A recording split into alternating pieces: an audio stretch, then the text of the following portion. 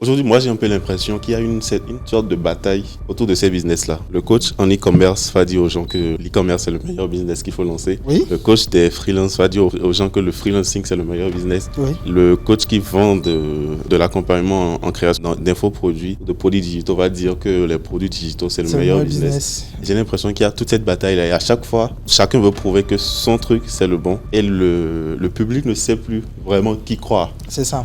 Tu as l'impression qu'ils disent tous la même chose. Et tu ne sais pas qui croire. Moi, mon avis là-dessus, c'est que tous ces modèles-là, tous ces modèles de business-là, c'est des business qu'on respecte, qui fonctionnent dans une certaine mesure, mais qui viennent aussi avec leur lot d'avantages et d'inconvénients, quoi. Et qu'il faut, si on veut se lancer aussi, c'est surtout de ça qu'il faut prendre conscience. Jusqu'à il y a quelques mois, quand on me demandait, quand on me parlait de syndrome de l'imposteur, je répondais généralement que quand tu ressens le syndrome de l'imposteur, c'est que tu es un imposteur. C'est que soit tu es en train d'aller sur un terrain nouveau que tu ne maîtrises pas forcément. C'est totalement normal d'avoir peur, de douter de soi, mais de ne pas laisser cette peur-là t'empêcher de faire les choses. Ouais. Mais récemment, j'ai une cliente qui est une dame formidable, qui m'a donné une nouvelle perspective par rapport à ça. Elle, ce qu'elle dit, c'est que quand tu ressens le syndrome de l'imposteur, c'est que tu n'es pas un imposteur. Parce qu'en réalité, les imposteurs n'ont pas le temps de se poser la question, est-ce que je suis un imposteur ou pas? Mais imaginons que tu ne te fixes pas de deadline et tu te focuses sur l'objectif et tu es prêt à bosser jusqu'à ce que tu l'atteignes. Là, en fait, il n'y aura plus rien qui va te ralentir en vrai. Parler avec Brice Voyou la dernière fois, on est l'une des dernières générations, mais sinon la dernière génération, qui doit créer de la richesse et s'élever socialement. Les gens vont peut-être te reprocher de ne pas trop sortir la main aujourd'hui et demain être celui qu'on a dit mentir il y a de roues. L'être humain de nature est ingrat. Non seulement ingrat, mais à la mémoire courte. Il se rappelle de ce que tu fais pour lui à l'instant T. Oui. Bienvenue les gars dans cette nouvelle vidéo sur la chaîne de VozHub. Mon nom c'est Kajus Agua, je suis média buyer spécialisé en publicité Facebook. Et aujourd'hui, j'accueille un tout nouvel invité sur cette émission quotidienne de conversation qu'on a sur différents sujets, différentes actualités liées au digital, à la vie de tous les jours, etc. Alors aujourd'hui, on accueille un invité spécial. Et aujourd'hui, on va vraiment parler de tout ce qui a rapport avec le business en ligne, la pression sociale et les relations amoureuses, les gars. Alors, sans plus tarder, je vous le présente. Ou plutôt, il va se présenter à vous pour que vous puissiez savoir qui il est, d'où il vient et surtout, qu'est-ce qu'il fait dans la vie. Je te laisse la parole. Ok, merci Kajus. Moi, je suis Ramdan. Je pense que je ne suis pas nouveau sur la chaîne. Je suis Ramdan Alenka et on me connaît comme étant le gars qui fait les tunnels de vente, qui vendent vraiment. De base, je suis copywriter et j'accompagne les coachs, formateurs et les pros de l'accompagnement à réaliser des lancements à 5 chiffres tous les mois et à scaler leur business sans sacrifier leur vie. Donc, je suis là aujourd'hui pour parler comme Kajus l'a dit, te parler du business, de la pression sociale, des relations amoureuses et de tout ce qui tourne autour. Ouais, c'est super. Alors, belle présentation. Moi, je veux bien faire les millions aussi comme tes clients. Il n'y a pas de souci. On pourra toujours en parler. Je vais te closer après derrière les caméras. Il n'y a pas de problème. Alors, Ramdan, sans plus tarder, on va aller dans le vif du sujet. Oui. D'accord ? Et on va aborder les différentes questions là de manière, avec des guidelines spécifiques. Donc, la première chose, on va parler de business en ligne. Oui. Ensuite, on va parler des relations amoureuses. Okay. Puis, on ira à la pression sociale, familiale, etc. Et tout, voilà quoi, de la vie de tous les jours. Alors, dis-moi, niveau business en ligne, où est-ce que tu en es aujourd'hui concrètement? Tu t'es présenté à nous, tu as parlé un peu de ce que tu fais. Oui. Moi, j'ai envie de savoir un peu où est-ce que tu en es aujourd'hui. Et puis, voilà. Après, tu peux poser la question, hein, vraiment, c'est une interaction. Tu vois, je comprends très bien. Quand tu dis où est-ce que j'en suis, c'est pour savoir quoi exactement? Alors, quoi tu travailles actuellement? Quelles sont les idées que tu développes aujourd'hui? Oui. Et ce genre de choses. Ok. Aujourd'hui, sur quoi je travaille déjà mon principal focus, c'est sur mon agence de lancement, où on est spécialisé sur les tunnels de vente et les lancements via webinaire, où vraiment on accompagne les coachs, les formateurs et les pros de l'accompagnement à réaliser leur lancement. En gros, ce qu'on fait, c'est on signe des partenariats avec ces entrepreneurs-là. Okay. Et on les aide à réaliser leur lancement et nous, on prend un pourcentage sur le chiffre d'affaires généré. Donc, globalement, on gagne de l'argent quand nos clients gagnent de l'argent. Ok. C'est ce qu'on fait globalement. Et à côté de ça, j'accompagne aussi des freelances qui se sont déjà lancés et qui veulent passer au niveau supérieur. Je les aide un peu à devenir, on va dire, comme moi, développer les compétences qu'il faut pour pouvoir s'associer, signer des partenariats avec des entrepreneurs qui vont aider à se développer et eux aussi prendre leur part du gâteau sur le CA qu'ils ont, qu'ils aident à générer. Donc, c'est les deux types de projets sur lesquels je bosse aujourd'hui. Ok, très très intéressant. Ouais. Et dans ton cas? Alors, bon, moi, je suis média buyer, donc je travaille sur plusieurs lancements de clients, principalement la publicité, tu vois. Donc, je travaille les stratégies publicitaires, je vais lancer les pubs, suivre, analyser, voilà, rapport publicitaire, etc. et tout. Donc, moi, je pense que mon métier intervient dans ce que tu fais, ouais, mais carrément, vraiment à fond. Carrément. Ouais. Parce que quasiment tous nos lancements aujourd'hui, on les fait via Meta Ads. Ouais. Ouais. On est en train de tester aussi TikTok Ads à côté, mais c'est pas encore carré. Ok. En fait, justement, donc moi j'ai comme l'impression que mon métier est un peu est comme le début de la chaîne un peu généralement dans tout ce que vous déployez comme stratégie. Exactement. Comme si, enfin, moi, tu peux appeler à quelqu'un comme moi pour te ramener le trafic et le volume qu'il faut. Exactement. Avec des personnes qu'il faut. Exactement. Ou mieux convertir. Et je ne sais pas si tu t'en rappelles, mais tu nous as déjà aidé à plusieurs reprises. Il y a eu des lancements sur lesquels on avait des petits problèmes via la publicité. Je t'ai contacté, tu m'as tout de suite orienté, tu m'as dit ok, faites ci, faites ça. Ouais. Et ça devrait aller. Ça s'est plutôt bien passé. C'est ça justement. Et je suis content de le savoir. La première fois que tu me dis ça. Ouais, justement, c'est la première fois que je te le dis. Ouais, donc ça fait plaisir, ça fait plaisir. Après ça, aujourd'hui, je suis en train de développer voilà, tout ce qui va être formation. D'accord. J'ai vraiment envie de former les gens parce que j'ai remarqué que le marché est assez vierge. Niveau, ça dit, je veux plus parler d'information, tu vois. Je pense que le niveau d'information n'est pas encore ça. Je pense qu'il y a un gros marché, qu'il faut se sensibiliser par rapport à ça et surtout qu'il y a besoin de se former. La plupart des gens ont des problèmes de vente. Donc, ils ont du mal à cibler les bonnes personnes, à avoir du volume, etc. Et tout. Donc, ce serait intéressant d'enseigner aux gens comment faire de la publicité en ligne aujourd'hui et surtout comment déployer aussi l'IA un peu dans ça. C'est des choses qui vont venir au fur et à mesure des innovations dans le milieu et tout ça. Ouais. Donc, voilà. Donc, actuellement, on va lancer tout ce qui est formation. Alors, de moins en moins de formations en ligne, plus des trucs en présentiel, comme des écoles, des ateliers qu'on fera, où des gens viendront vraiment en présentiel. On va interagir avec eux, on va voir ce qu'ils font sur leurs ordinateurs et surtout les accompagner vraiment.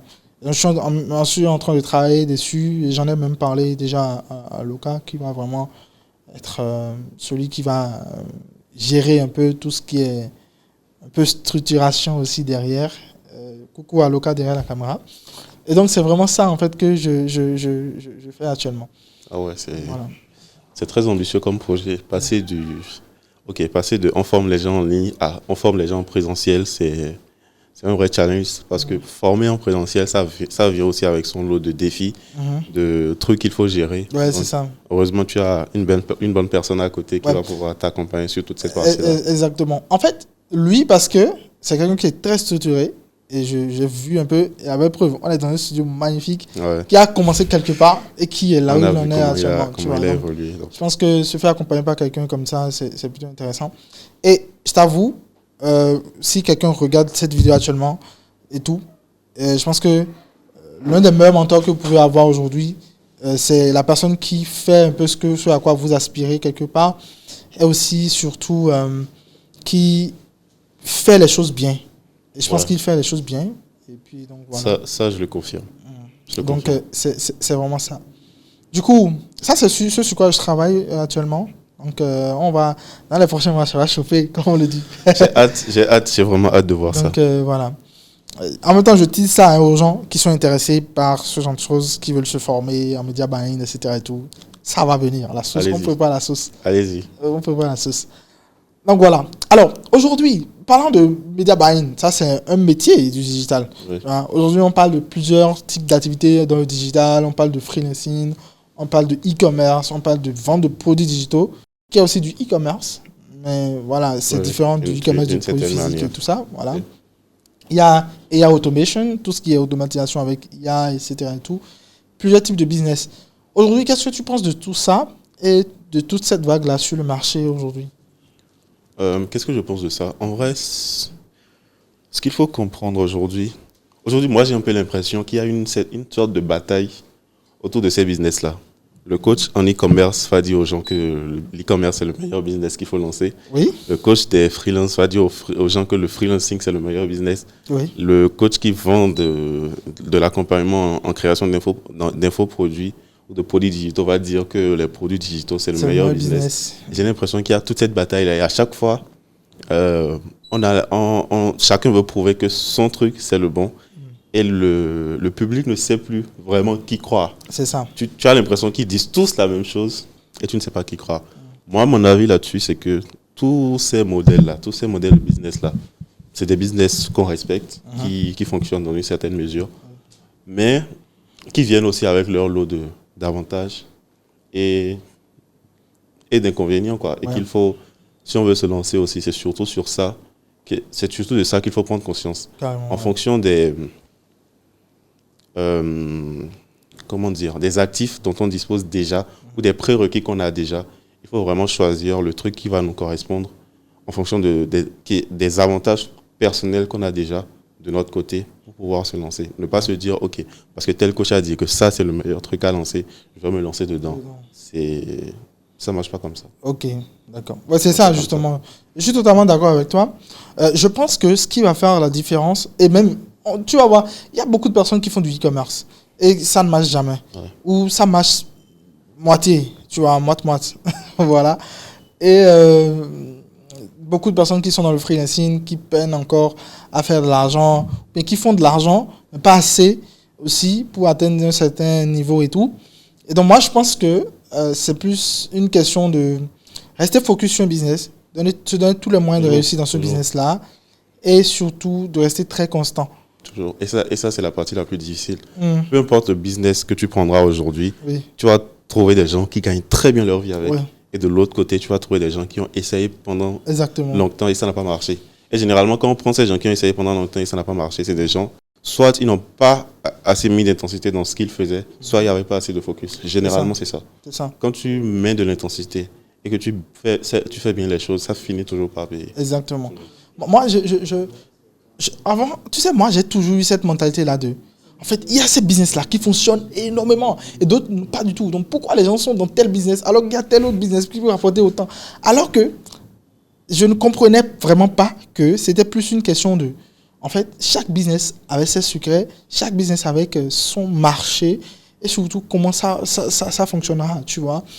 Moi, j'ai été abasourdi, je vais dire un peu, si je peux dire ça, de voir qu'il y a des business, d'accord, des personnes qui vendent des couches, des trucs comme ça et tout ça là, et qui vendent des millions de marchandises tous les jours. Et je me suis dit, waouh! En fait, moi, tu sais, cette vision-là de la vente de couches, par exemple, genre, sortons du contexte du business en ligne, tu vois. Moi, tout ce que j'ai toujours vu, ce sont des petites boutiques de quartier qui vendent des couches, etc. et tout ça. J'ai toujours ma mentalité calquée sur ça. Alors qu'il y a des gens qui voyagent en Chine, qui prennent des stocks là-bas, qui viennent revendre en gros, qui ont le marché de distribution, etc., etc. et tout, tu vois. Et j'ai rencontré aussi plein de personnes qui ont des business, en fait. Limite, tu as l'impression que, bon, est-ce que ça fonctionne? Mais qui te sortent des chiffres incroyables, qui font des 50 000 euros par jour, des trucs comme ça, et tu te dis, what? Mais c'est incroyable, tu vois. Donc moi, je pense que si tu vois quelqu'un faire une activité, il y a le marché pour ça. Et ça fonctionne très bien même, tu vois. Donc c'est juste une question de constance, etc. et tout. Donc peu importe le business que la personne va choisir, peu importe la compétence, peu importe ce que tu as choisi, ton résultat va dépendre de l'information que tu as, la constance que tu as dedans. Et surtout l'intensité que tu mets à faire les choses. Exactement. Ça, c'est vraiment important. Exactement. Tu prends les gens aujourd'hui, ils vont se dire, je me suis lancé depuis longtemps. C'est surtout les freelances qui disent ça. Ouais. Je me suis lancé depuis 6 mois. Je prospecte tous les jours, mais j'ai toujours pas de client. Tu lui demandes, OK, comment tu prospectes? Tu prospectes combien de personnes par semaine? Il va te dire que oui, qu'il a qu'il prospecte tous les jours. Mais quand tu creuses, tu te rends compte que le gars, il a peut-être envoyé 4 messages de prospection au début. Oui. Il n'a pas eu de réponse et il a laissé tomber. C'est ça. Et il se dit que ça ne marche pas. Justement. Alors que s'il s'était concentré un peu, et parce Ça me qu'aujourd'hui, il n'y a rappelle pas. Ce n'est pas possible d'envoyer, par exemple, je donne un exemple par exemple, d'envoyer 10 messages de prospection par jour pendant un mois sans signer un client. En fait, mathématiquement parlant, c'est impossible. Même si tu as la stratégie de prospection la plus pourrie au monde, Oui. tu vas tomber sur un mec qui avait besoin de toi quelque part par hasard. Exactement. Et le hasard faisant bien ces choses, ça va matcher et vous allez bosser ensemble. C'est ça. Y a pas, à un moment donné, il faut juste fermer sa gueule, faire les choses et envoyer de la masse, quoi. Exactement. Moi, je me souviens, à mes débuts, je m'étais donné comme objectif 30 messages par jour. Et je m'asseyais le matin, j'envoyais les 30 messages là. Si jamais mon Messenger se bloquait, je peux arrêter pour cette journée-là, tu vois. Le lendemain, tu reprenais. Oui, pour envoyer minimum les 30 messages là, dans une journée. Mais aujourd'hui, les mecs, ils sont pas prêts à faire ça. Ça, c'est le travail que je faisais. J'abordais tout le monde. J'envoyais des messages. Mais après, il faut savoir qui cibler aussi. Parce que si tu cibles tout le monde, n'importe qui, c'est aussi un problème. Ça aussi, c'est... Il faut savoir identifier les bonnes personnes. C'est un truc auquel il faut faire attention. Les personnes à qui vendre potentiellement. Mais juste au début, quand on est au début, ne pas se poser trop de questions. C'est ça. Je trouve qu'aujourd'hui, les gens se posent trop de questions inutiles. Exactement. Qu'est-ce que je dois dire? Comment je dois... Mais mec, il n'y a pas de... Et en plus de ça, ils ont peur aussi de comment les gens vont les percevoir. Ouais. Alors que quand tu es au début, en vrai, tu n'as rien à perdre. C'est ça. Quand tu es au début, tu n'as absolument rien à perdre. Ton ego ne doit pas t'empêcher de... C'est ça. En fait, moi, j'ai l'impression que les gens se lancent et veulent tout de suite avoir la vie de celui qui leur a vendu une formation peut-être, ou bien veulent atteindre le même niveau ça dit que l'autre. Alors qu'en fait, tu es à ton chapitre 1. Alors que l'autre est peut-être au chapitre 20 de sa carrière de freelance. C'est exactement ça. Et on oublie aussi que parfois les gens de qui on s'inspire sont des anomalies. Aujourd'hui, les gens se lancent, ils veulent devenir comme Yomi Denzel. Ouais. Je suis désolé, mais Yomi Denzel, des gens comme lui, il y en a un sur 1 million. C'est ça. Vous n'allez jamais devenir Yomi Denzel. C'est ça. Parce que lui, il a des prérequis que vous n'avez pas. Il est parti avec des avantages que vous n'avez forcément pas. C'est ça. Donc, vouloir devenir comme son mentor, c'est bien de vouloir devenir comme son mentor. Mais il faut aussi être réaliste dans sa façon de voir les choses, quoi. C'est ça. Et moi, je trouve dommage ceux qui se posent souvent les questions aux gens. Ils disent, depuis que vous achetez des formations chez telle personne, est-ce que tu es devenu comme lui? Mais l'objectif n'a jamais été de devenir comme lui. Justement. L'objectif, parfois oui, mais ce n'est pas toujours le cas. Oui, c'est ça. C'est pas toujours le cas. C'est ça. C'est pour ça aussi qu'il faut faire attention à chez qui on se fait former aussi. Parce que quand tu es au début, quand tu es au stade 0, te faire former par quelqu'un qui est au stade 100, par exemple, c'est dangereux. Oui. C'est très dangereux. Il y a aussi ça. C'est dangereux. Il faut, quand tu es au stade 0, il faut peut-être trouver quelqu'un qui est au stade 10 ou au stade 20, qui n'est pas trop loin de là où tu te trouves actuellement. Parce que la personne qui est trop loin de là où tu te trouves actuellement, il est arrivé à un niveau où il a atteint ce qu'on appelle la compétence inconsciente. C'est-à-dire, il sait faire les choses aujourd'hui et ça marche, mais lui-même, il ne sait plus pourquoi ça marche. Donc, ce qu'il lui faut pour pouvoir t'accompagner, toi, avec les problèmes que tu as actuellement, il n'a plus ce niveau de lucidité-là.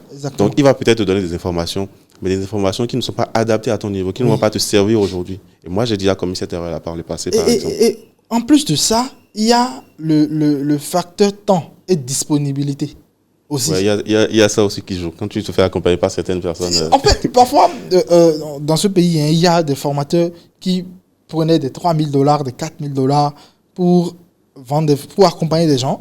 Mais en fin de compte, tu es surpris de voir ces gens-là se dire, en fait, j'ai payé $3 000, mais tu ne me donnes pas assez de temps, tu n'es pas très disponible pour moi, et tout ça. Mais je trouve que, d'accord, généralement, d'accord, quelqu'un qui a déjà touché énormément d'argent, c'est-à-dire il fait peut-être des $10 000 par jour, ou bien il fait peut-être des $100 000, ce genre de choses. En fait, niveau disponibilité, ça va être compliqué. Et surtout quand tu lui donnes $2 000, $3 000, ce n'est pas beaucoup. C'est beaucoup, attention, mais pour lui, ce n'est pas forcément... Voilà, c'est pas le genre de chose qu'il va laisser cette priorité de côté et venir faire ce truc là, tu vois. C'est pour ça souvent des gens ont des équipes, des teams, où il y a des coachs dedans, des formateurs dedans et tout ça. Donc, je trouve que dans le business de formation aujourd'hui, ça c'est indispensable. Arriver à un certain niveau, tu ne peux plus accompagner tous tes clients toi-même. Tu es obligé de recruter des coachs. Et ça permet aussi de résoudre le problème dont je viens de parler tout à l'heure, qui est que tu recrutes des coachs qui sont moins avancés que toi et tu crées des processus où eux-mêmes ils peuvent coacher tes clients aussi mieux ou parfois même mieux que toi. C'est ça justement. Tu as totalement raison. Et maintenant, au niveau, parce que voilà, les gens se lancent sur différents business, etc. et tout.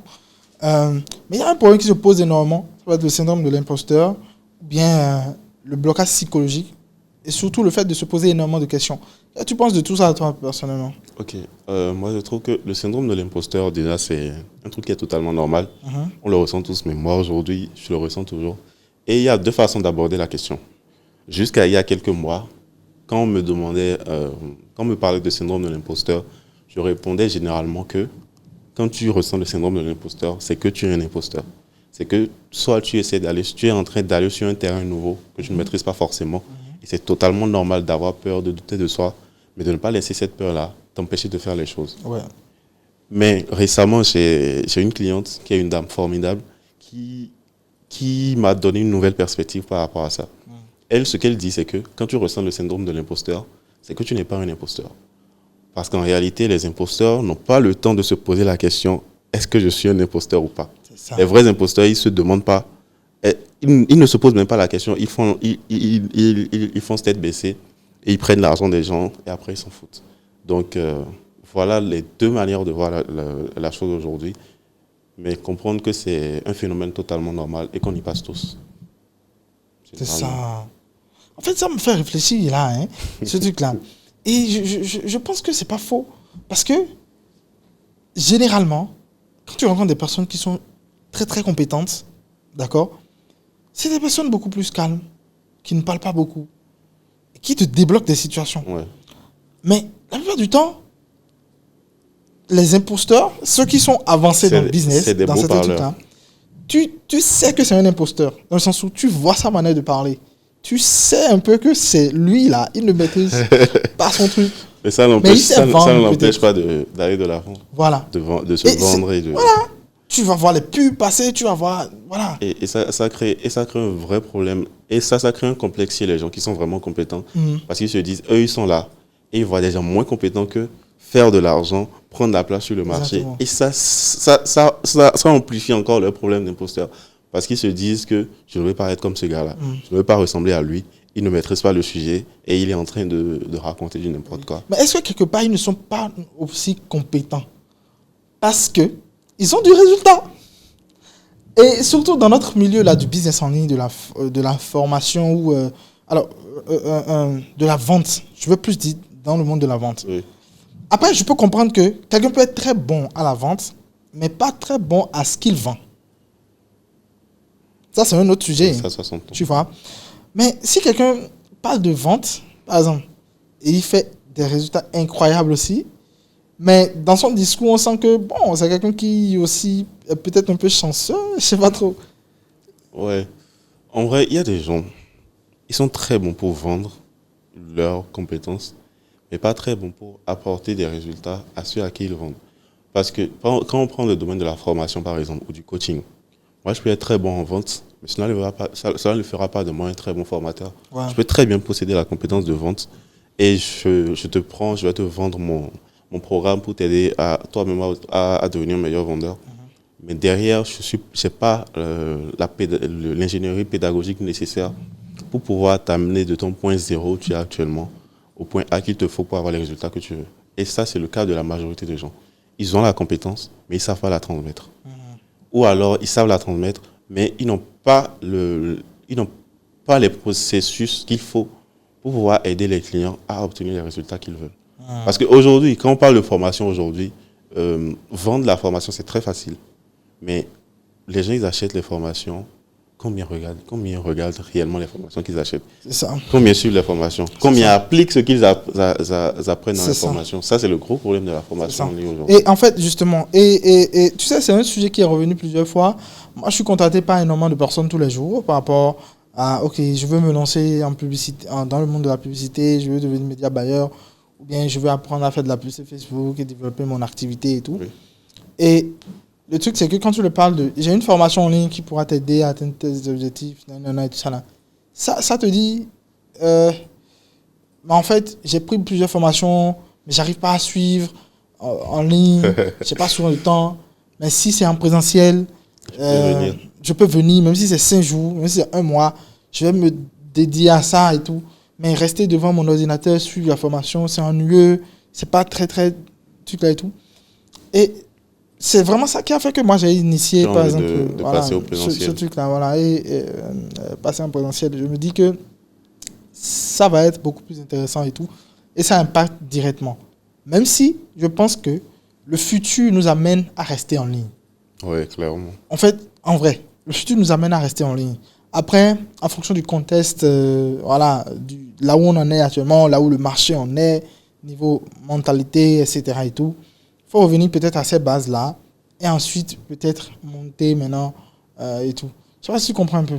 Donc, je pense que c'est vraiment ça. Et tu as totalement raison hein, par rapport à ce sujet-là. Les gens prennent des formations, ne suivent pas et après disent, ouais, voilà... J'ai suivi beaucoup de formations. Et c'est ça, j'ai même remarqué, parce que vu que je travaille avec beaucoup de coachs, il y a parfois les mêmes profils, les mêmes types de profils qui reviennent. Et les profils qui achètent le plus de formations, c'est eux qui réussissent le moins. Vraiment. Ouais. Sur le marché de la formation en ligne, ceux qui font gagner le plus d'argent aux vendeurs de formation, c'est ceux qui ont le moins de résultats. C'est pas faux. C'est ceux qui ont le moins de résultats, vraiment. Mais il y a des gens, tu vas voir le gars, il prend peut-être 1-2 formations, et avec ça, il est bien. Il a des résultats incroyables. Mais il y a l'autre, chaque mois, il achète une nouvelle. En vrai, c'est des gens, tu les vois dans toutes les masterclass, dans tous les webinaires, ils achètent tout et n'importe quoi. En fait, ça, c'est... Et ils sont même fiers de dire, j'ai été formé par ci, j'ai été formé par tel, j'ai été formé par tel. Mais quand tu regardes, au fond, ils n'ont pas de résultats. Est-ce que quelque part, c'est pas qu'ils sont un peu trop pressés et qu'ils veulent le miracle? Ouais, c'est ça. C'est justement ça. Ils s'attendent à... C'est des gens qui se disent qu'il y a un secret ultime qu'ils doivent découvrir et qui va tout changer d'un coup. Bien sûr, business là. J'en ai des profils comme ça dans mes DM bon. aujourd'hui qui me demandent. Il y a un qui me harcèle là dernièrement. Il me relance à chaque fois. Je lui ai pas encore répondu parce que j'ai pas encore le temps de lui formuler le bon message. Le gars, il me dit, je me rappelle pas du message, mais le truc c'est, est-ce que tu as un secret, un conseil pour avoir des résultats rapides, des résultats bruts et rapides? Je dis, mais bro, tu es à tes débuts, comment tu veux des résultats bruts et rapides? Il n'y a pas de secret pour ça. Et c'est ce type de personnes qui ils vont acheter cette formation. Et généralement, quand ils achètent la formation, ils sont déçus. Parce que la plupart des formations aujourd'hui, il n'y a pas de secret ultime. Il y a juste des trucs terre à terre qu'on va te dire et tu les mets en place et ça marche. Exactement. Et tu les mets en place avec certitude et tu laisses le temps faire les choses, ça marche. Mais eux, vu qu'ils s'attendent à un secret sorti de l'espace, à chaque fois, ils sont déçus et se disent non, je n'ai pas encore le truc, il faut que je continue à acheter. Exactement. Continue mais sans tu arrêt. Ça là, c'est réel. Moi, ça dit, j'ai reçu plusieurs fois le message de est-ce que tu as un savon que tu utilises? Je te jure. Savon, wesh. Ah ouais. J'étais waouh! Est-ce que tu as un savon que tu utilises? Bon, est-ce que voilà. Il y a des gens qui disent même qu'ils viendront vivre avec toi pour voir comment tu fais, comment tu vis, comment tu fais les choses. Oh, les gars, c'est quoi cette dinguerie? Arrêtez ça. Il y a des secrets, on va pas se mentir. Derrière la réussite, il y a des stratégies, il y a des secrets. Il y a des stratégies, ça c'est Mais il n'y a pas de secret révolutionnaire dès que tu découvres ça, ton cerveau va se retourner et en même temps, ta vie va changer en un claquement de doigts. Ça n'existe pas. Ça n'existe pas. Et tant que vous serez en train de chercher ça, vous n'aurez jamais les résultats que vous voulez. Jamais de la vie. C'est ça, justement. C'est ça. Donc, en fait, moi, je pense qu'on a un peu abordé un peu le truc. Hein. Donc, si tu vas résumer un peu... On a mis le doigt sur le problème. Ouais, voilà. Et tout ça. Donc, le business en ligne aujourd'hui, c'est choisir un modèle de business, rester constant, très de focus, l'intensité. mettre de l'intensité, et puis essayer de dissiper un peu ce syndrome de l'imposteur qu'on a souvent et tout. Exactement. Et Ne pas attendre la permission de quelqu'un, ne pas attendre Voilà. que quelqu'un vous dise, OK, tu es assez bon pour te vendre, tu es assez bon pour le faire. Non. Voilà. Personne ne vous donnera cette... c'est ça. ce... Et tu sais, moi je pense que, je suis de ceux qui pensent que si tu ne veux pas changer de compétence ou bien changer de business, tu n'as pas forcément acheté plusieurs formations dans le même business. Non, ça sert à Et rien. ensuite, si tu décides de rester dans un business, si tu ne restes pas au moins 1 an en appliquant vraiment les choses comme il se doit, sans résultat, ne te dis pas, tu vas switch vers un autre business. Clairement. En fait, je connais tellement de personnes qui ont changé leur vie en 1 an. Et Tu n'as pas l'idée. l'autre problème aussi, c'est que je pense qu'on surestime trop ce qu'on peut faire en 1 an. Oui, Les gens aujourd'hui, quand ils veulent fixer des objectifs, généralement, ils se fixent des objectifs 3 mois, 6 mois. oui, Et moi aussi, à mes débuts, c'est ce que je faisais. Mais quand je regarde ma vie aujourd'hui, par exemple, l'année dernière, quand je fais le point sur l'année 2025, il y a des objectifs que j'ai atteints en 2025. Et c'est des objectifs que je m'étais fixés en 2022 et que je me disais, j'allais les atteindre en 3-6 mois. Mais je ne les ai pas atteints dans le temps. c'est ça. Mais en 2025, je les ai atteints. Et quand je regarde en arrière, en fait, les 3 années qui m'ont permis de les atteindre sont passées très vite. Exactement. Mais à l'époque, au moment où je voulais les atteindre, ça me paraît tellement En loin. fait, c'est bizarre. J'ai fait le même exercice l'année dernière, en 2025, là. Et c'était pareil. C'était pareil. C'est incroyable ce truc. Moi, petite anecdote, j'ai rencontré Grâce Odou, Oui. d'accord, en 2024, au studio du créatif. Voilà, je ne sais pas si tu connais. Ouais, je Il fait connais. les photos. Il fait les photos et tout. Et il s'est fait que on a parlé ce jour-là. Oui. Il s'est fait qu'on a parlé ce jour-là. Et je lui ai parlé de mon projet de voyager en Chine. Vas-y, ils ont déjà organisé 1 ou 2 voyages comme ça dans le temps. Et c'était plutôt très, très intéressant. Donc moi, je me suis dit, il fallait que je vienne.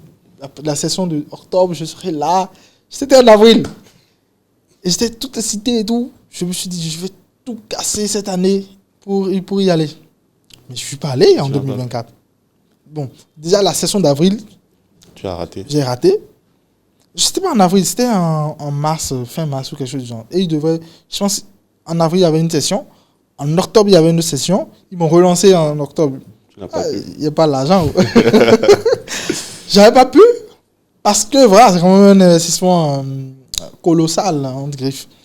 Ensuite, l'année qui a suivi, 2025, voilà, j'ai voulu aussi, mais rien. Regardez, avril 2020, 2025, 2025, c'était un peu bizarre aussi. En même temps, j'étais sur quelque chose. Tu vois, j'étais sur quelque chose et tout. Je voulais voyager, mais autrement. Et donc, je ne voulais pas forcément. Mais en septembre, j'ai pris la décision. OK, Et tu y es allé. allons-y. Et c'est un objectif que je me suis fixé il y a Depuis un an. 2024. 2024, bon, même 2023 même, je pense. Mais il y a eu beaucoup de choses qui Ouais, voilà. ont fait tout un peu. Et tu l'as finalement atteint.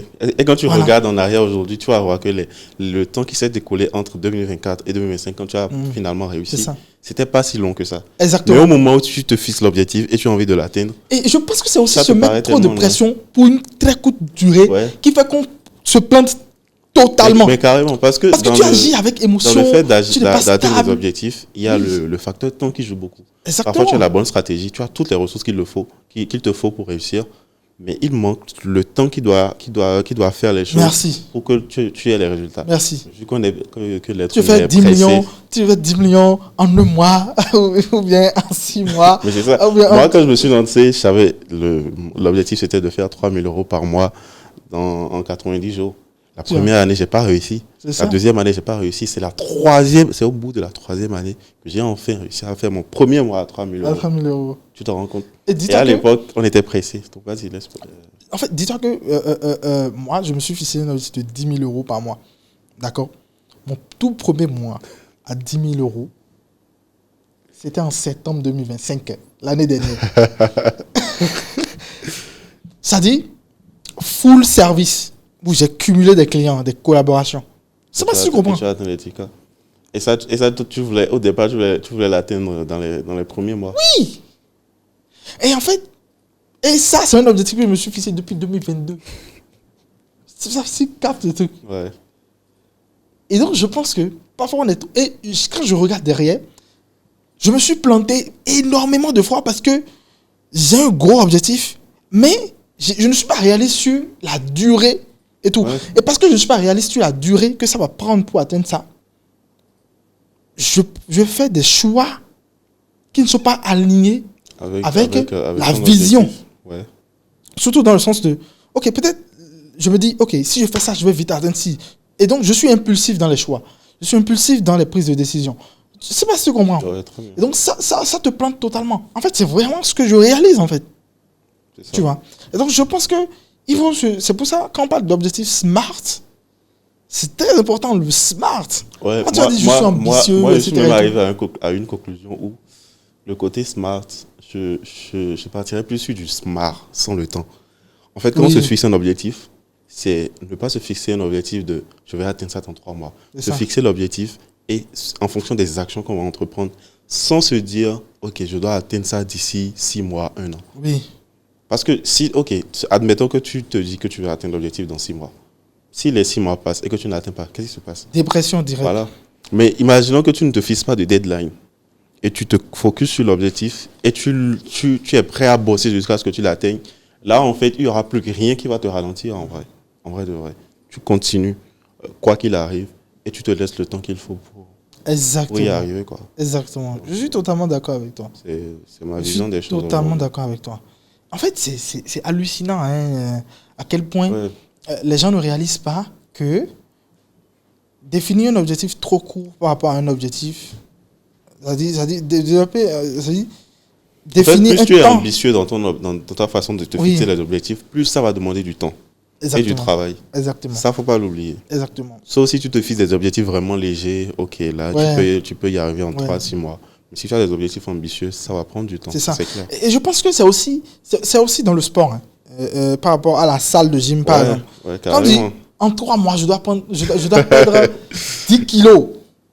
Je sais pas si tu comprends. Mais c'est pas réaliste. Et donc, en 3 mois, tu te dis, ok. Et donc, tu commences la salle, tu te tapes une semaine de salle d'affilée. Et tu finis en pétard et tout. Tu as dit ton organisme, tu as mal partout. Tu n'as même plus la force de continuer. Voilà. Et donc là, tu te dis, oh non, c'est fini, j'abandonne. Alors que si tu en fais juste un lifestyle, enfin, je trouve, hein, moi, je pense que ma santé a commencé par s'améliorer un peu, d'accord, quand j'ai commencé par faire du foot, un lifestyle à nouveau. Avant, je jouais au foot. J'ai joué à plusieurs endroits, d'accord. J'ai même été en sélection U17, Bénin, en 2018. Et donc, j'ai été footballeur, en fait, tu vois. Et après, j'ai abandonné le foot. J'ai arrêté le foot en 2020, décembre 2020. Et j'ai dit, plus de terrain, rien du tout. Donc, j'ai commencé ensuite la salle. Donc, j'ai pris du volume un peu, tu vois. Et après, j'ai arrêté. Donc, j'ai voulu reprendre, mais à chaque fois, je me niquais. Donc, je me suis dit, OK, pourquoi ne pas reprendre le foot et en faire plus un lifestyle qu'autre chose. C'est-à-dire, je fais ça 1-2 fois par semaine. Sans pression, quoi. Et voilà, c'est juste dans mon emploi du temps. Sans pression. Je veux juste m'amuser. Je veux juste rencontrer des gens. Et j'ai commencé comme ça. Et je te jure, c'est devenu quelque chose que j'ai commencé par apprécier. Zéro pression. Mais c'est ça. Zéro. Et à côté, tu as tes résultats. Et ça Exactement. aussi, ça fait partie des choses qui aident à réussir. Le fait de trouver un moyen de kiffer ce que tu fais. Exactement. Quand tu ne prends pas du plaisir dans ta façon de travailler, tu n'iras nulle part. Exactement. Moi, aujourd'hui, quand je bosse, par exemple, parce que je me connais, quand je vais travailler sur mon bureau, par exemple, il faut que mon bureau soit bien rangé, propre, agréable à voir. Quand je travaille sur un projet, sur un document, par exemple, il faut que le document soit structuré. Les outils de travail que j'utilise soient visuellement beaux. Par exemple, quand je vais utiliser un outil, par exemple, et que le design de l'outil ne me correspond pas, je ne vais jamais faire ce que j'ai à faire. C'est un truc qui est personnel, c'est vraiment personnel. Et ça, je sais que je fonctionne comme ça. Et vu que je fonctionne comme ça, dans tout ce que je fais, je trouve un moyen de m'amuser, de kiffer le fait de faire les choses. Et s'il n'y a pas ça, parce que l'être humain, quand il ne prend pas du plaisir dans quelque chose, il n'est pas capable de faire cette chose-là de façon répétée sur la durée. C'est C'est impossible. ça. C'est pourquoi les gens qui parlent de discipline, tout ça, c'est des conneries. La discipline, c'est impossible s'il n'y a pas une partie de plaisir dedans. C'est ça. Donc, il faut trouver, de façon personnelle à chacun, un moyen de vraiment kiffer ce qu'on fait. Ok. Toi, aujourd'hui, avec le foot, c'est vraiment un truc que tu kiffes. Et c'est ça qui te permet de tenir, en même temps, atteindre tes objectifs, C'est ça. mais à côté de t'amuser aussi. C'est ça. Donc, Justement. c'est hyper important. Et du coup, alors, en fait, là, par exemple, là, on va parler de la vie de tous les jours. Ouais. Tu vois. Là, on est rentré un peu dans le sujet du sport, Ouais. discipline, etc. et tout. Et aujourd'hui, dans la vie de tous les jours, comment tu gères l'interaction sociale? C'est-à-dire, parce qu'on sait que nous, on est dans le business en ligne. Ouais. Tu vois. Ouais. Généralement, on ne sort pas. Ouais. On est Souvent totalement cloîtrés déconnecté à de la maison, réalité. etc. et tout, voilà. Moi, voilà quoi. J'ai commencé par développer même une habitude qui n'est pas très intéressante. C'est que je peux être dans un groupe de personnes, on sera en train d'avoir une belle conversation, puis tout d'un coup, je suis vide. J'ai envie de rentrer chez moi. J'ai envie d'aller me coucher. J'ai envie de... Voilà. T'es pas le Alors seul, que mon gars. tout le monde kiffe, il y a de la boisson peut-être, il y a des trucs comme ça et tout. Mais toi, tu te dis, mais qu'est-ce que je fous là? Bro, t'es pas Pourquoi le je perds seul. mon temps ici? Même moi aujourd'hui, j'en suis arrivé à un point où j'évite les interactions sociales. Et ça, c'est grave. On m'invite à des événements et j'invente des excuses pour décliner l'invitation. Je sais qu'il y a des gens qui m'ont déjà invité sur des événements qui vont voir cette vidéo. Je m'excuse d'avance, mais c'est la vérité. On m'invite aujourd'hui à des trucs, à des événements où je sais que je vais m'amuser. Mais juste l'idée de rentrer en public où je vais rencontrer des gens, on va se saluer, tu vas sympathiser avec plein de personnes. C'est marrant pendant quelques minutes, mais après, ça devient pesant. Exactement. Et je veux éviter ça à tout prix. Et Exactement. je me retrouve à décliner plusieurs invitations comme ça. Tu vois.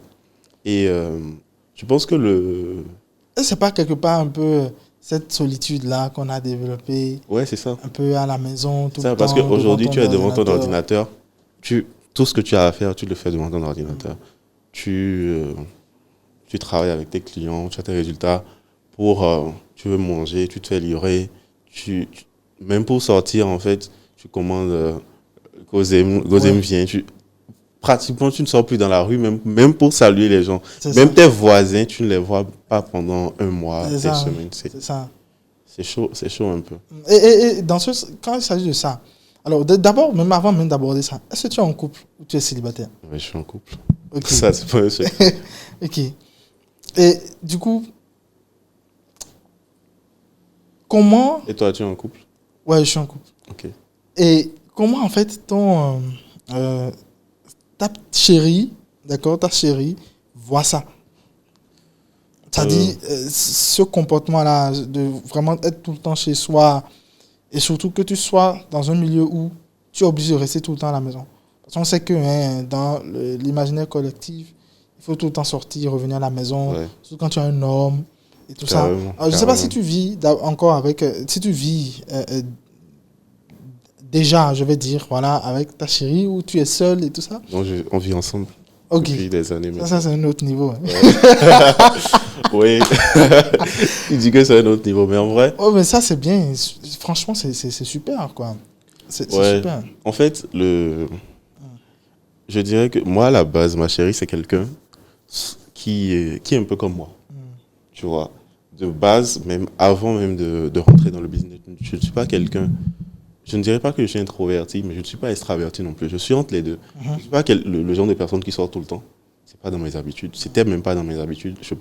L'endroit où je suis le plus confortable, c'est chez moi. Donc, on va dire que le business en ligne est venu compléter un truc, est venu aggraver le problème, en fait. Je suis quelqu'un de très casanier. Et c'est le cas de ma chérie aussi. Ok. Tu vois, donc sur ce plan, déjà, il n'y a pas vraiment de problème. Dans le sens où c'est un truc qu'on kiffe tous les deux. Rester chez nous, dans l'espace qu'on contrôle, c'est un truc qu'on apprécie. On a tout ce qu'il nous faut à la maison. Okay. Et ça, c'est un truc qu'on kiffe. Ça ne veut pas dire qu'on ne sort pas non plus. Tu vois, il y a des moments où même quand tu es chez toi, ça finit par te saouler. Tu as besoin de te barrer quelque part pendant des semaines, pendant quelques jours, te ressourcer et de revenir. Tu vois. Donc sur ce plan, c'est déjà le fait de ne pas trop sortir, c'est un truc qui ne dérange pas tant que ça. Ma conjointe.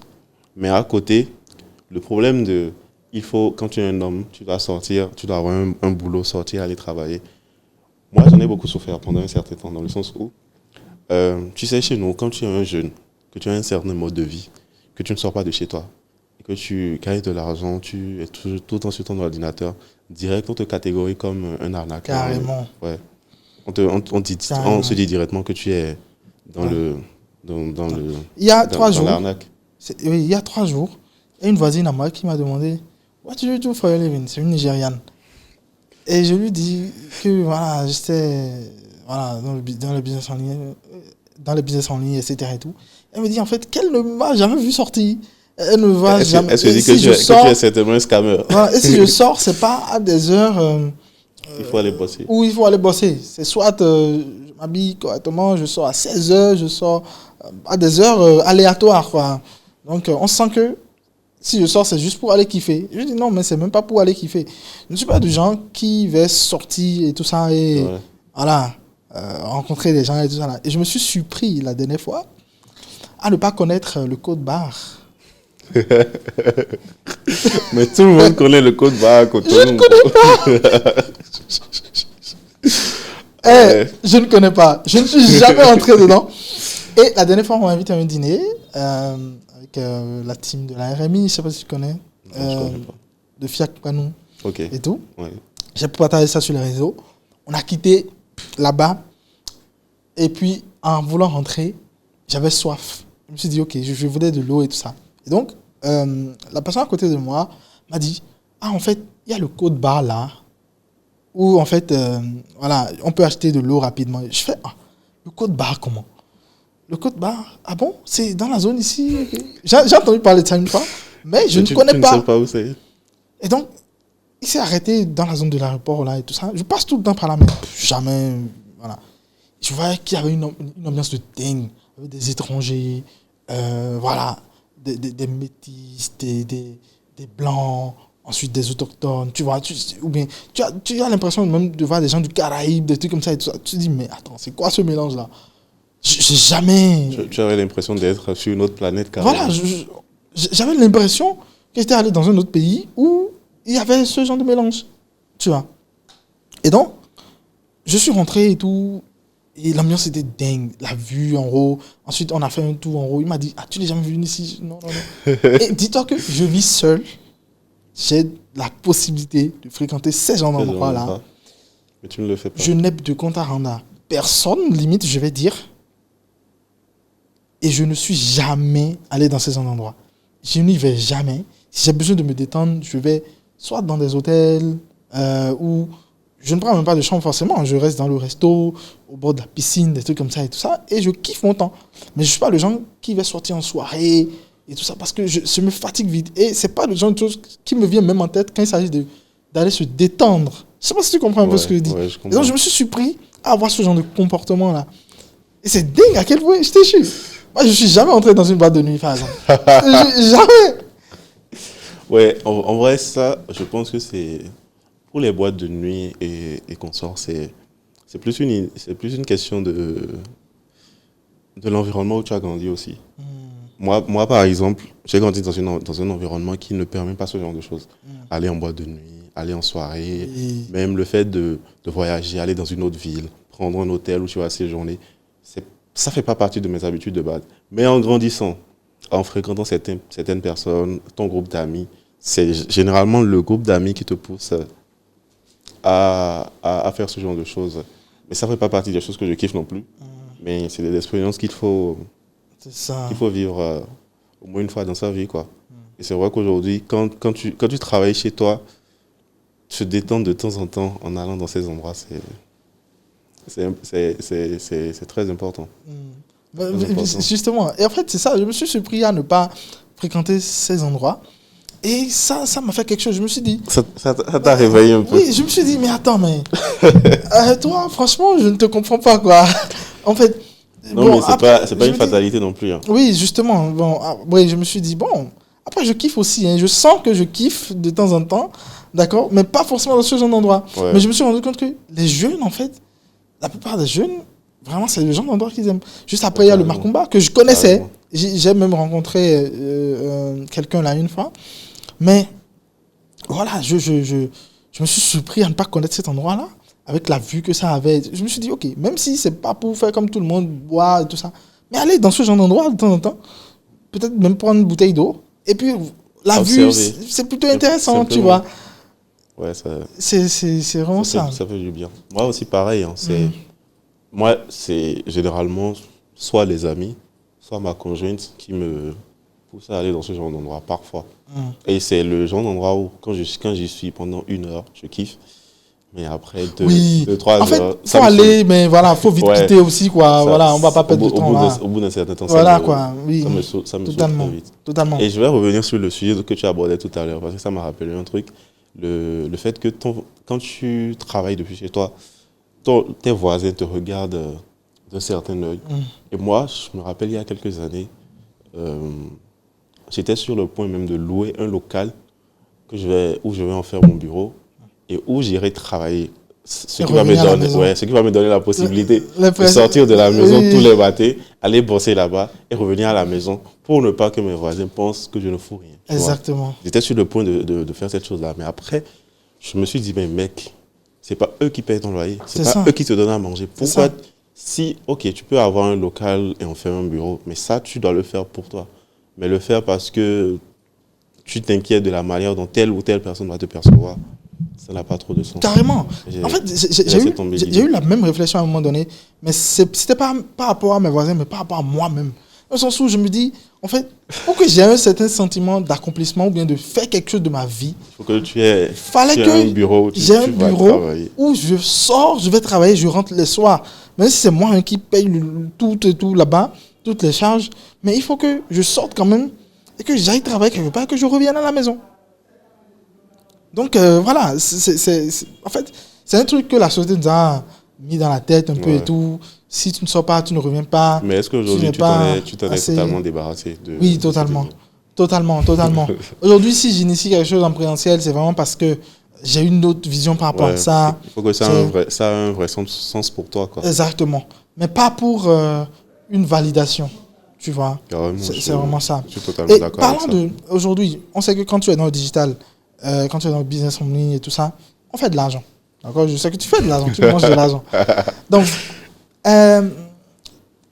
comment ça impacte en fait ta relation amoureuse et bon, surtout que toi tu vis avec ta chérie, moi c'est pas mon cas à moi, tu vois.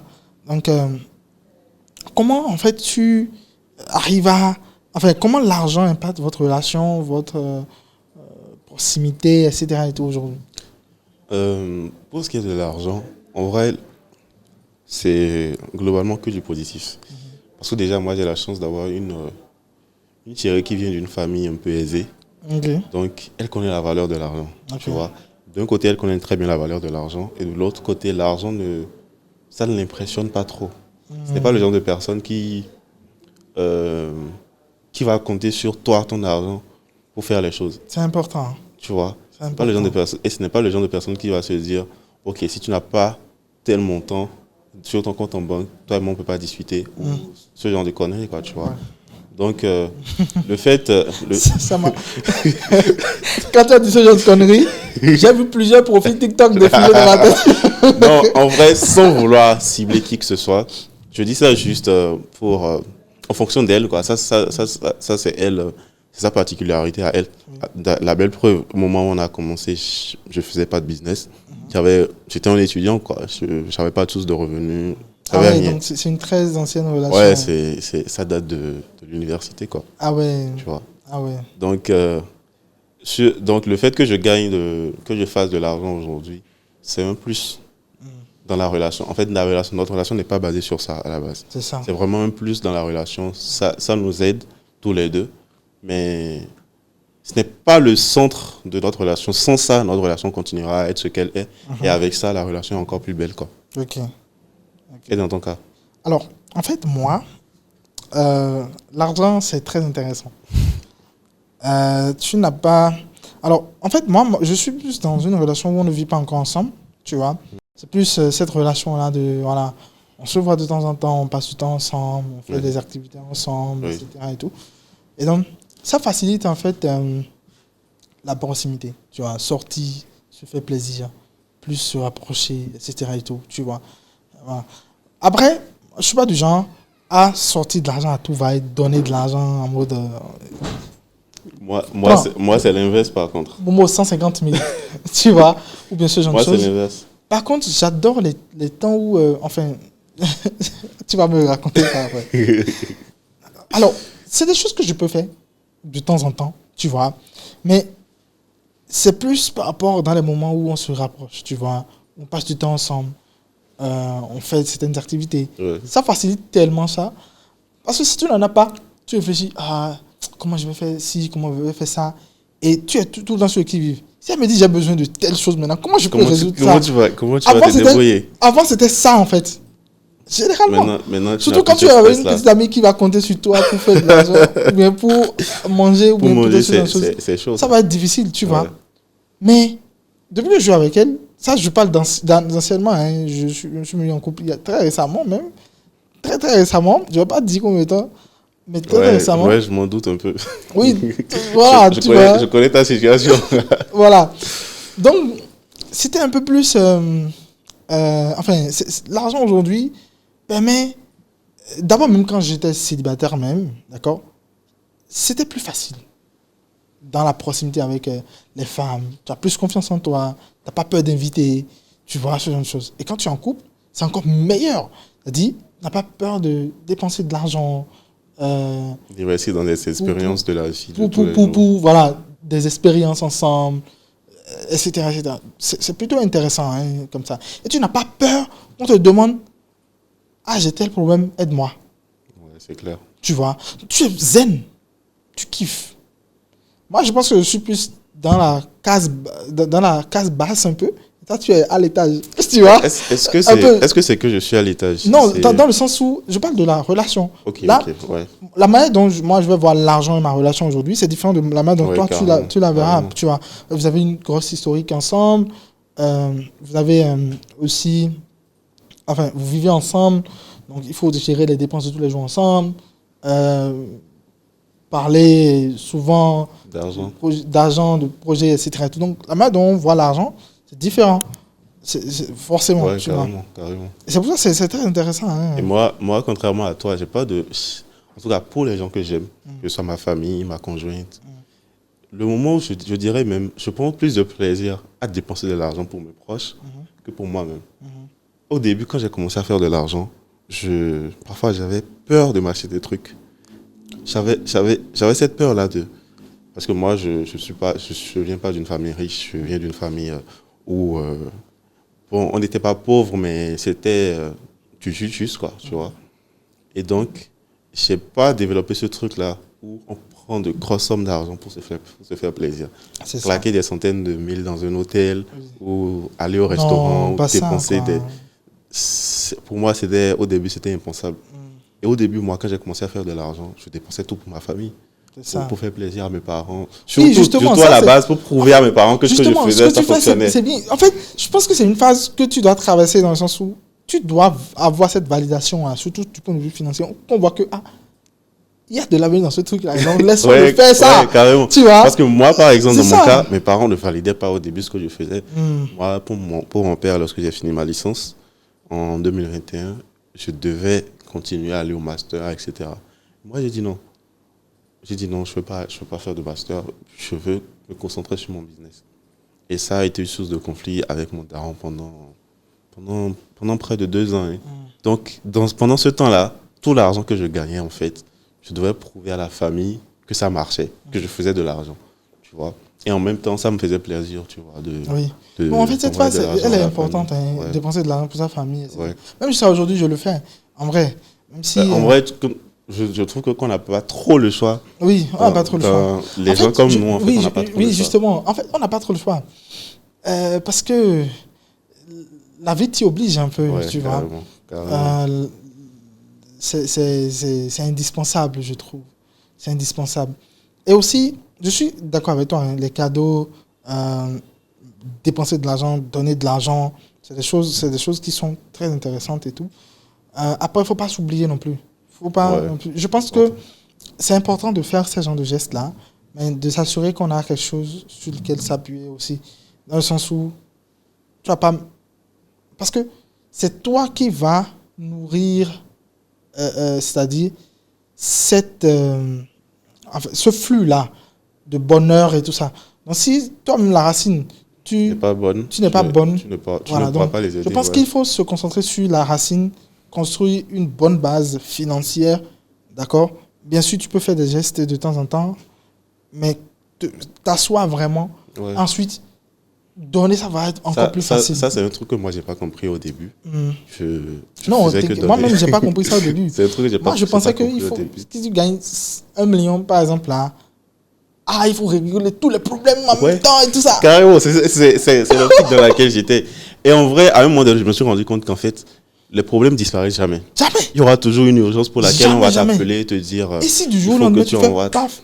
Hier, j'ai eu une conversation avec ma chérie par rapport à tout ce qui concerne la vie de tous les jours, les aléas de la vie, des trucs comme ça et tout. Et j'ai eu cette réflexion-là. Et je me suis dit, en fait, aujourd'hui, qu'est-ce qui arriverait si tu perds ta capacité cognitive, d'accord, ou tu as un accident et qui te rend invalide? Moi, je suis dans la merde. C'est que tu es dans la merde. Je suis foutu. Surtout nous qui sommes prestataires de services, freelance, etc. On n'a que notre cerveau et notre santé. Et notre santé pour bosser. Et ça, c'est... Moi, je me rappelle, il y a quelques années, c'est pas aujourd'hui où ça va. Il y a de cela quelques années, je me faisais hospitaliser tous les 14 jours.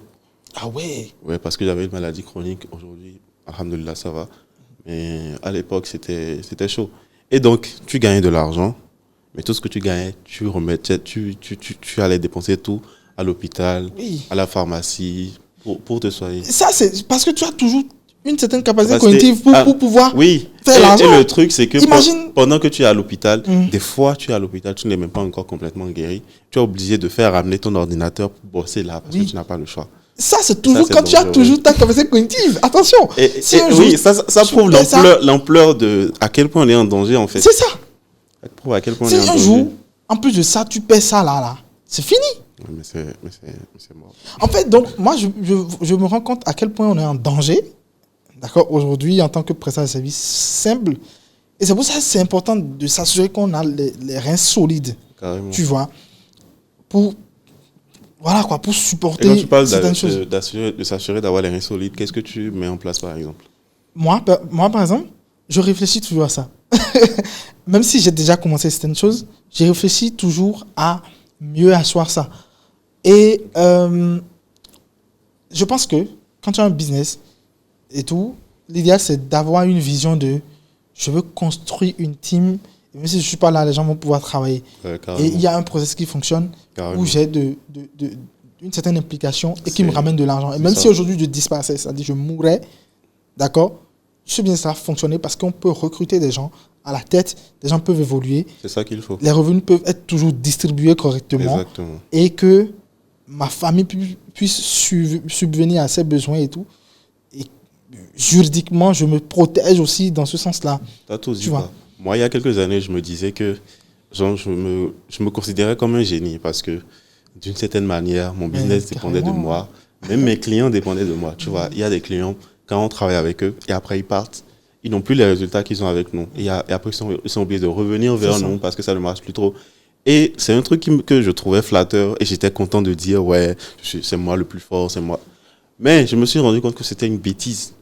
Parce que si tu es le cerveau dont tout dépend, en fait, tu n'as pas vraiment un business. Oui. Tu as juste toi qui est là et qui fait tourner la machine. Si toi, tu n'es plus là.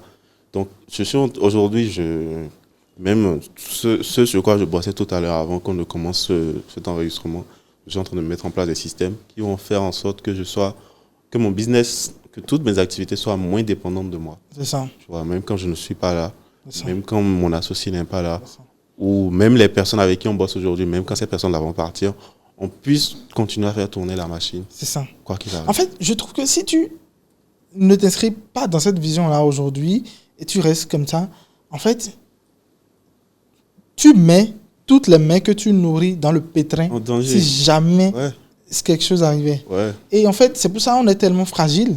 En vrai, nous qui sommes prestataires de services simples, là, qui travaillent seuls. C'est pourquoi il faut faire en sorte. Et même quand tu as des teams, attention, même quand tu as des teams, et la team dépend de toi et de ton business seulement, dans le sens où, en fait, c'est le business, ça, d'accord? Mais c'est toi le business.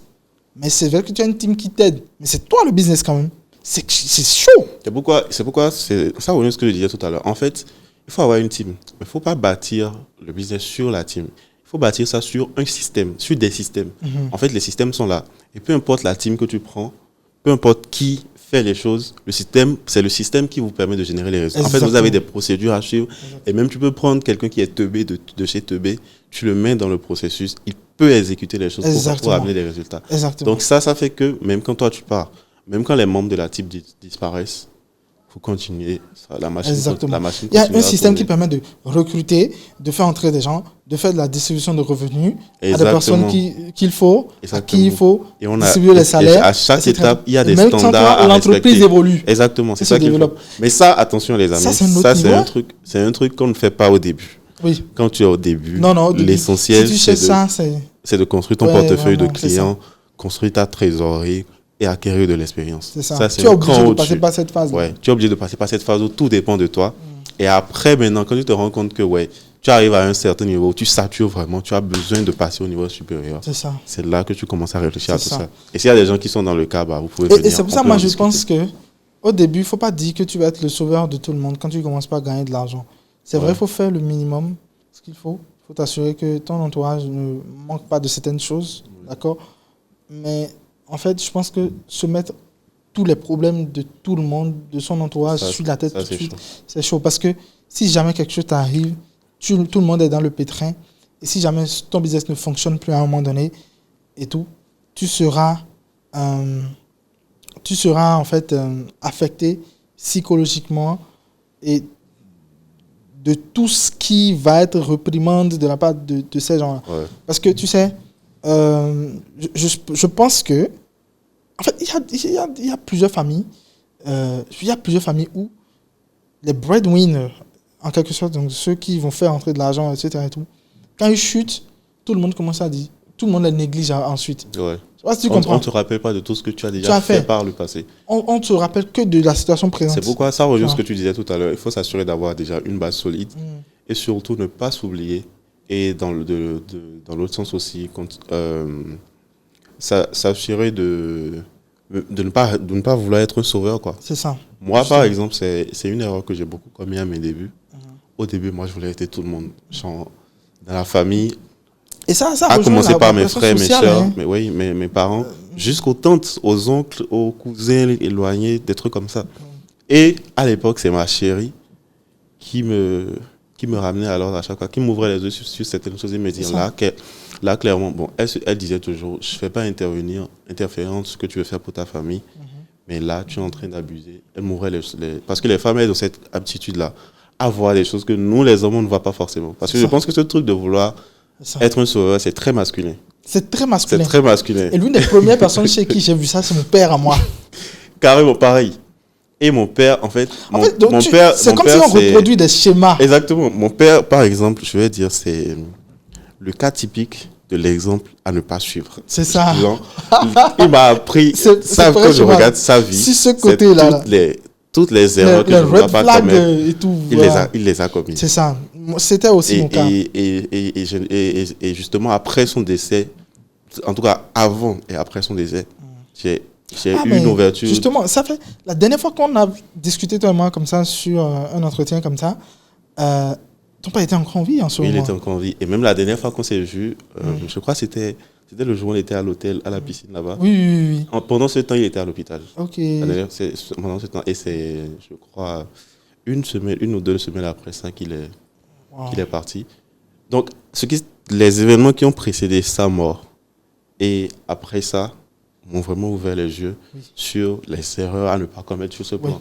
Le fait de vouloir, par exemple, aider toute la famille. C'était exactement mon cas aussi. Je pense, moi, je t'avais même parlé un peu de ça d'abord. Ouais, carrément. En temps, par rapport à ma situation à moi, à propos de décès de mon père, etc. Et tout ça. Et donc, je pense que nous, est-ce qu'on va dire qu'on a la chance Est-ce qu'on peut appeler ça de la chance? Je ne sais pas. Mais c'est-à-dire de comprendre comment ces choses-là fonctionnent et de comprendre que nos aînés ont fait des erreurs qu'on ne doit pas qu'on ne reproduire. doit pas reproduire. Et peut-être parce que nos aînés ont fait ces erreurs, parce qu'eux, ils n'avaient pas connu ces schémas-là et tout, pour prendre conscience de ça et Ouais. le faire. Et maintenant, nous qui prenons conscience, je pense que l'idéal, c'est qu'on ne fasse pas les mêmes erreurs. Ouais, carrément. Et voilà, comme je te l'ai dit. Carrément. Voilà. Et surtout, il faut se rendre compte que, j'en parlais avec Brice Bouyou la dernière fois, on est l'une des dernières générations, mais sinon la dernière génération, qui doit créer de la richesse et s'élever socialement. Carrément. Et Ça, s'élever après, nous, socialement le reste. demande des sacrifices. Tu vois. Je te jure. Les gens, je pense sincèrement que les gens vont peut-être te reprocher de ne pas être, de pas trop sortir la main aujourd'hui. D'accord?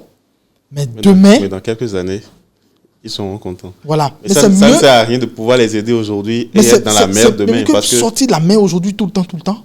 Et demain, être celui qu'on va dire, mentir, il y a donc tu ne deviens pas ouais, comme lui là. c'est Hein. chaud, c'est chaud ça. Ne deviens pas Ça- comme celui-là. Hein. Ça, c'est vraiment chaud. Je sais pas si tu comprends un peu. Parce que l'être humain de nature est ingrat. Non seulement ingrat, mais a la mémoire courte. Il se rappelle de ce que tu fais pour lui à l'instant T. Oui. Si tu le fais aujourd'hui, Même en c'est toi, famille, c'est toi hein, qui. je Ouais, t'avoue. ouais, Même en famille. même en famille, on va On va te pas sortir se ça et mentir. tu auras mal au cœur. Hey, Mais, Oh, mais mon tout Dieu. ce que j'ai fait par le passé, vous avez oublié. Vous avez oublié. Ils ont déjà oublié, mon gars. Tout ce qui compte pour eux, c'est sur le champ. Et même nous qui parlons ici, on est capable de faire ça. faire hein. ça. De faire ça. Hein, mais C'est humain. Clairement, parce que, oui, parce C'est qu'à humain. un moment donné, bon, la personne t'aide, etc. et tout, mais finalement, lui, là, il Parce s'est que, pas sécurisé en fait, avant. Le Ou bien, danger lui, aussi il avec donnait de l'argent, là, mais le voilà, fait d'aider tout le il temps, n'avait c'est pas que assuré ses arrières. tu finis par, le fait de donner tout le temps, ça, tu finis par habituer le cerveau de la personne à qui tu donnes Oui, à ce que, à lui faire croire que c'est un droit. c'est Et ça. que ça doit venir naturellement tout le temps. Exactement. Et à partir du moment où ça ne vient pas, C'est là, mort. les problèmes commencent. fini. C'est pourquoi moi, aujourd'hui, j'essaye d'inculquer un truc à ma famille où je leur fais comprendre, même si je les aide, je n'ai aucun problème à donner, je leur fais comprendre que ce n'est pas parce que vous êtes ma famille que je dois régler tous vos problèmes. Ça, c'est un. Oui. Et ce n'est pas parce que vous êtes ma famille que C'est ça. je peux en avoir de l'argent, je peux avoir, mes frères, ils le savent, hein, je peux avoir de l'argent, ils vont voir l'argent comme ça, ils vont me demander telle ou telle chose, je vais leur dire non. Ça, je ne peux pas t'aider, tu te C'est ça. débrouilles. Et C'est ça, j'essaye de. C'est dur, ça. En fait, c'est dur quand tu n'as pas appris ça, mais quand tu n'as pas appris ça de base, ou bien quand tu n'es pas comme ça de base, Ouais. c'est dur. Mais parfois, c'est que l'argent qui est là est destiné à autre chose. Tu Ouais, vois. carrément. Moi, par Carrément. exemple, je peux pas vouloir faire un lancement. J'ai 1 million sur moi, je veux faire un lancement. Et je me rends compte que, enfin, il y a quelqu'un qui vient vers moi et me dit, ah, non, tout ça là. Moi, si je ne mets pas les 1 million là pour faire le lancement là, je n'aurai pas de l'argent demain pour pouvoir t'aider. pouvoir t'aider C'est ça. ensuite. C'est ça. Parce que si je sors ça, je n'ai plus les trucs là. Donc, je n'ai plus les 1 million. Donc, je ne vais plus atteindre mon objectif. Et si je n'atteins pas mon objectif, c'est que mon business décroît. C'est ça. Et si mon business décroît, c'est que c'est mort. Donc, Donc, c'est vraiment ça. Et ça, tout ça, c'est une question de pression sociale. Hein. ouais, En vrai, c'est ouais, la pression carrément. sociale, au sens où, parfois, on se voit comme le sauveur, la personne qui doit sauver tout le monde, sortir tout le monde de la galère, etc. etc. Ouais, c'est aussi lié à l'éducation qu'on a reçue. Parce Oui, que c'est nos ça. parents nous ont élevés dans le sens où j'investis sur toi aujourd'hui pour que demain tu puisses m'aider à ton tour, pour que demain tu puisses m'aider à me soutenir sur tes frères et soeurs qui sont derrière, sur certaines choses. Donc, C'est ça. on a grandi avec cette idée-là dans la tête. Ça. Donc oui, bien évidemment, on va aider, mais pas au point de. Mais et je te jure, mettre dans hein, la merde moi, aussi. si j'avais des gens comme nous, là, qui faisons cet entretien-là aujourd'hui et qui discutons par rapport à ça, et j'avais suivi un podcast comme ça depuis le Il y a début. des erreurs que tu n'aurais pas commises. Ah merde. Je te jure. En fait, ça, c'est pas que par rapport au rapport avec l'argent. D'accord? C'est plus dans son ensemble. Ouais. C'est-à-dire, se lancer dans le business, rester constant, se planifier, c'est-à-dire intelligemment, et surtout ne pas se donner des objectifs avec des deadlines très courts. Puis je dis, ok, j'ai tel objectif, je vais mettre tous les moyens qu'il faut pour l'atteindre, et peu importe le temps que ça prendra, je vais atteindre cet objectif-là. Ouais. Tu vois. Mais je trouve que d'un côté aussi, c'est bien de commettre ces erreurs parce que Oui, ça t'apprend. c'est ça qui nous c'est permet ça d'en qui nous parler permet d'avoir maintenant. cette expérience Tu de vois. parler aujourd'hui. Mais je pense que si quelqu'un nous suit aujourd'hui, il doit retenir ces genre de choses. Ouais, Mais je suis carrément. sûr que la plupart des gens ne viendront pas à ce niveau-là de l'entretien. Et c'est dommage. Tous ceux qui sont arrivés à ce niveau, mettez Quelque chose dans les un commentaires. mot-clé en Un mot-clé en commentaire, Quel mot quelque chose du proposes- genre. Tu proposes quel mot? Famille. Ok, mettez le mot famille en commentaire. Comme Par ça, exemple, on verra, a parlé de famille et tout. Ouais. Mettez famille. on verra Simplement. qui est arrivé jusqu'ici. Oui. Et, Parce que c'est très important, hein, ces sujets-là. carrément. Je pense que si j'avais des aînés qui m'avaient parlé de ça en 2021, en 2020, franchement, je n'aurais pas fait certaines erreurs. Et, Et tu seras beaucoup plus loin que Oui. ton niveau actuel. oui.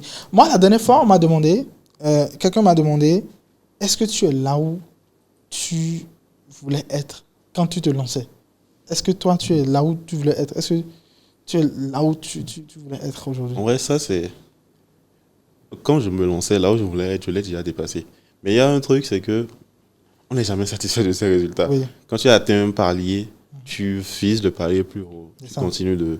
Donc, cette question, peu importe à qui tu demanderas aujourd'hui, est-ce qu'il est satisfait de là où il est aujourd'hui? Même si tu prends quelqu'un comme Ayman Gadi aujourd'hui, tu lui demandes est-ce qu'il est satisfait de ses résultats, il va te dire non. Non, c'est Il veut ça. aller plus loin. En fait, Donc, c'est ça. C'est comme ça. Justement. Moi, je me souviens, quand je me lançais, je voulais juste faire $200 par mois. Tu vois, je te jure. Ça dit, Aujourd'hui, c'est moi, j'étais 200 $, footballeur, c'est- tu vois, comme je l'ai dit. 2020, j'étais footballeur. Je me suis dit, OK, je vais me lancer dans le business. Ensuite, je vais gagner de l'argent et puis financer mon business. Donc, je voulais payer 35 000 par mois à un coach, d'accord, qui va me former, etc. Et tout, voilà.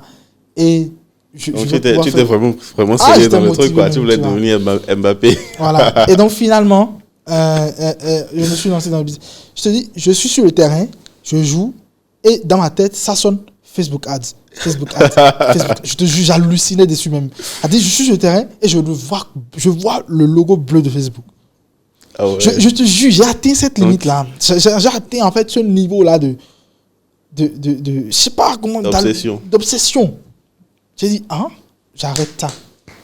Donc c'est vraiment ça. Donc, les gars, je pense qu'on est venu presque à la fin. On est venu à la fin en fait de cet entretien-là. Je sais pas si toi tu as quelque chose à partager avec notre audience, notre magnifique audience. Et tu vas aussi me dire un peu comment tu trouves le cadre. On est au Voice Hub studio là. Le studio, Et magnifique. c'est la première fois que studio. tu reviens depuis que c'est innové. Non, j'étais là le vendredi dernier. Ok. J'ai tourné. Et je l'ai déjà dit à Loka d'ailleurs. C'est Ok. franchement le travail qu'il a fait est très, Incroyable. très incroyable. C'est de ça que je Côté, parlais en côté début design de tout, d'intérieur, d'ailleurs, je lui ai déjà dit, quand il va beaucoup m'aider sur la décoration interne de ma maison. C'est parce que le travail qu'il a fait ici, franchement, quand on regarde les différents décors qu'il a, on a l'impression d'être à Dubaï. Il est Après- très bon à ça. Hein. Ouais. J'étais chez lui une fois, il m'a invité une fois. Ouais. La disposition du salon, c'était posé, son bureau dans le coin. Ça. Ouais, mais quand on voit le travail qu'il fait ici, Ouais. on sait à quoi on peut. C'est quelqu'un de très organisé on peut et s'attendre. tu vois ça. Quand quelqu'un est très organisé, tu vois ça dans sa manière de faire les choses, etc. Et tout. Et donc, big up à Loka qui est derrière la caméra. qui est très discret, qui ne se montre pas beaucoup. Et on vous invite tous à venir nombreux tourner ici dans les locaux du Voice Hub Studio. C'est Oui. un magnifique studio. Il y a plein de décors ici. Et il fait même des décors personnalisés. Donc, C'est ça. faut Et vous pouvez même venir vous ne avec serez pas votre déçus. décor hein, si vous voulez. Vous allez tourner normal et tout. Il va le mettre en place pour vous. Et voilà, donc, est-ce que j'ai quelque chose à partager? Juste, les gars, tout ce qu'on a dit, essayez de rester focus. Ouais. Et surtout, Piocher des choses. mettez-vous moins de pression. Mais à côté aussi, mettez-vous aussi de la pression pour être meilleur dans ce que vous faites. C'est ça. C'est contradictoire Oui, ce que je je pense dis, que mais c'est important. Un peu de pression. Un peu de pression, mais pas et trop aussi. Se relâcher un peu parfois Ouais. et tout. Donc, il Même si faut- je vous avoue, hein, vous avez plus de pression qu'autre chose. Je ne vais pas vous mentir. Ouais. ça fait partie du jeu. Je vais À pas partir vous d'un mentir. moment, on finit, à partir d'un moment, Ouais. on finit par s'y habituer. Parfois, ton cerveau Ouais. va se... Tu vas seul dans ta chambre, ton cerveau va se chauffer. Mais tu comme sais, ça. parfois, moi, je kiffe cette pression. Par Ouais. exemple, quand j'ai un lancement en cours et tout ce que ça implique, ça me... Aujourd'hui, je me suis Ça dit, me drive est-ce que je tellement. ne deviens pas un peu maso par rapport à cette pression-là? Parce que tellement... J'ai peur que je m'habitue à ça. Et que j'adore cette Ouais, c'est pression-là. ça. On finit par kiffer ça. Moi, aujourd'hui, j'ai besoin de lancer de nouvelles offres tout le temps pour être... quand il y a des périodes où, parce qu'avec nos clients, quand on met les trucs en place, à partir d'un certain moment, ça devient tellement stable qu'on n'a plus tellement l'impression de travailler. Quand on arrive à ce stade avec un client, moi, je commence à m'ennuyer. J'ai besoin de faire rentrer un nouveau client, reprendre tout le travail à zéro, lancer de nouvelles choses pour me sentir vraiment excité par le travail, tu vois. Ok, super les gars. Bah écoutez, c'est la fin de cet entretien-là. Merci à Ramdan d'avoir été Merci à toi aussi. Moi, c'est Kaju Sagwa, comme vous le savez déjà. Et puis, on se retrouve dans une prochaine vidéo. À très vite.